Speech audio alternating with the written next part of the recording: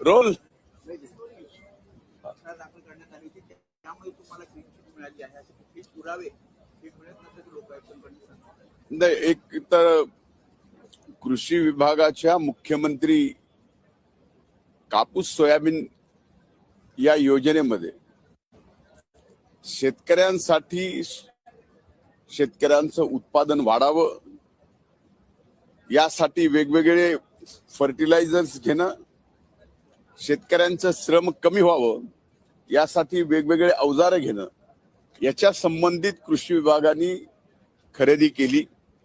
ती खरेदी अतिशय नियमाला धरून केलेली खरेदी, पण सरकारने ही खरेदी करत असताना सगळे नियम पाळले तरी सुद्धा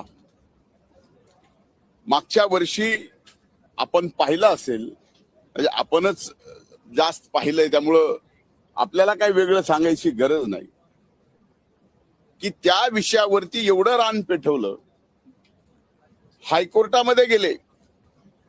हा स्कॅम किती मोठा आहे हे हायकोर्टामध्ये खोटे पुरावे देऊन त्यांनी दाखल केलं.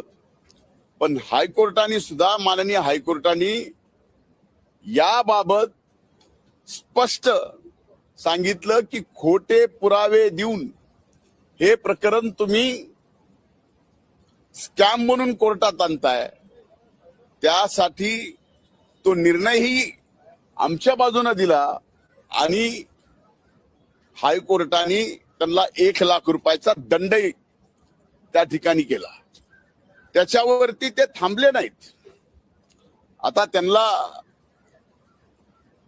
खर तर हे षडयंत्राचा काळ आहे. आता या षडयंत्रामध्ये आम्ही होतो, आमच्या विरोधात आता जे षडयंत्र करणार आहेत ते एका बाजूला होत. आता या षडयंत्राच्या काळात त्यांनी तिथं थांबले नाहीत तर लोक आयुक्ताकडे हे प्रकरण आणलं आणि माननीय लोक आयुक्तांनी परवा दिवशी निकाल दिला की या प्रकरणात कसलाही घोटाळा नाही, हे अतिशय नियमाला धरून झालेली खरेदी आहे. म्हणून ज्यांनी अशा पद्धतीनं षडयंत्र करून माझ्यासारख्याचं अतिशय खडतर आणि संघर्षातून इथपर्यंत आलेलं एक कार्यकर्ता म्हणून अस्तित्व संपवायचा जे काही प्रयत्न चालू होता तो या ठिकाणी माननीय उच्च न्यायालयाने आणि माननीय लोक आयुक्तांनी या ठिकाणी दिलेल्या निकालामुळं खरंचे खरं, खोटंचे खोटं आज महाराष्ट्राच्या जनतेच्या समोर आलंय, आपल्या सुद्धा समोर आलंय. मी माननीय उच्च न्यायालयाचे, माननीय लोक आयुक्तांचे या ठिकाणी मनापासून आभार व्यक्त करतो आणि शेवटी सत्य हे जिंकत असतं हे पुन्हा एकदा न्याय व्यवस्थेने न्याय देऊन या ठिकाणी दाखवून दिलाय. आता त्यांनी जे आरोप केलेले आहेत आजपर्यंत त्यांच्या पूर्ण जीवनामध्ये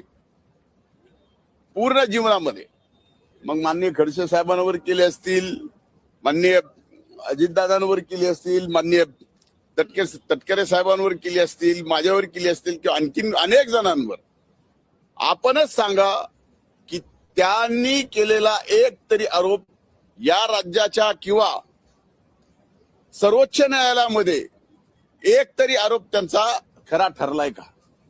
आता तर आरोप करायचे, जे आरोप केले त्याचे खोटे पुरावे द्यायचे. आता हे जर कोर्टात लक्षात येत असेल तर समजून घ्या की माझ्या बाबतीमध्ये किती मोठं षडयंत्र होतं. आजही या ठिकाणी षडयंत्र चालूच आहे. षडयंत्र बंद झालेला अशातला भाग नाही, पण हा काळ असतो, हा काळ षडयंत्राचा आहे. त्यामुळे या षडयंत्राच्या काळात आम्ही अतिशय संयमाने न्याय व्यवस्था जी न्याय देईल ते मान्य करायचा आणि न्याय व्यवस्थेने या ठिकाणी आम्हाला न्याय दिलाय त्याचा नक्कीच समाधान आहे आणि न्याय व्यवस्थेचे आभार मानतो.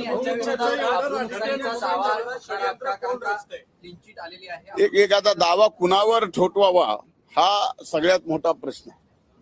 एकाने आरोप केला, तो आरोप किती वेळ दाखवावा ज्यांनी केला त्याच्यावरती ज्यांनी दाखवावा तो किती वेळ दाखवावा, मीडिया म्हणून त्या आरोपाची तपासणी सुद्धा जर्नलिझम मध्ये आपण करणं हे आवश्यक असावं असा माझं मत आहे. कदाचित ते चुकीचं असेल, पण मला या बाबतीत उच्च न्यायालयाने आणि लोक आयुक्तांनी जो न्याय दिलेला आहे त्याच्यावरती मी समाधानी आहे. मीडियामधून पण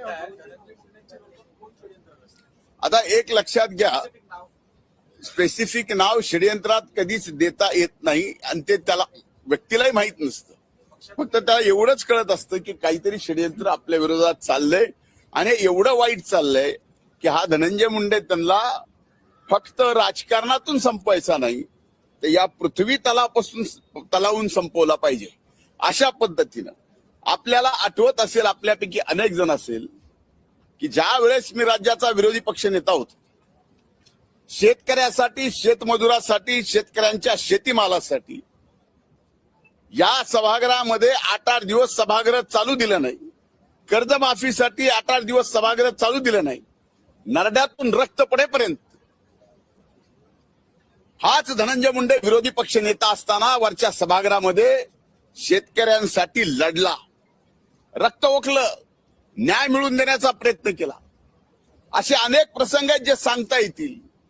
सलग 8 दिवस विधान परिषदेचा सभागृह मराठा आरक्षण मिळावं म्हणून मी या ठिकाणी 8 दिवस बंद केलं. त्या 8 दिवसात एवढी भाषणं केली की त्यावेळेस सुद्धा आमच्या आताडी सुजली, नरड्यातून रक्त पडलं, पण माघार हटलो नाहीत. अशा पद्धतीची लढाई धनगर समाजाच्या आरक्षणाची सुद्धा या ठिकाणी मी केलेली आहे.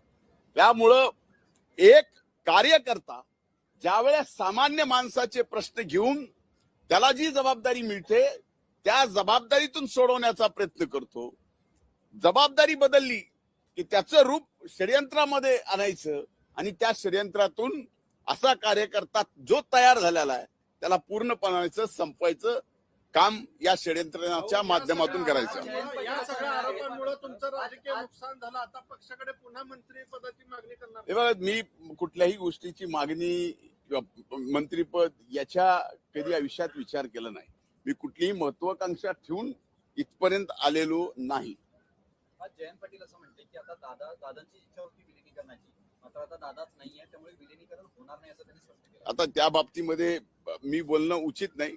आमचे मान्यवर नेते बोलतील. दादांच्या अपघातासंदर्भात आज पुन्हा एकदा रोहित पवारांनी एक आरोप केलाय की दादांच्या निधनामुळे अपघात होण्यापूर्वी बारामतीच्या विमानतळाची रेगी करण्यात आली आणि त्यानंतर मला हे कसं करतात माहित नाही आणि या सगळंच ते जे बोलतायत त्याची दखल बाकी सर्व व्यवस्थेने घ्यावी.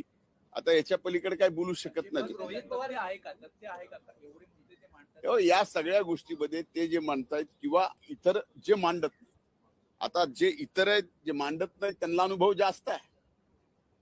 त्याचे काल उठून या ठिकाणी या विषयावरती मांडतायत. जे परवा दिवशी दादांच्या बाबतीत काहीतरी वेगळं बोलत होते. हा सगळा संभ्रम आहे. त्यामुळे मी यावर बोलणं उचित नाही असं मी समजतो. हिंदी में जानना चाहेंगे आपको क्लीन चिट दी गई, रोज वेगवेगळ्या पद्धतीचे दावे आणि काही गोष्टी समोर आणतायत, आरोप करतायत. तुमचं किती या गोष्टींवरती विश्वास आहे किंवा या गोष्टींना काही तुमचा विश्वास आहे का रोहित पवार म्हणतायत त्याच्यावर?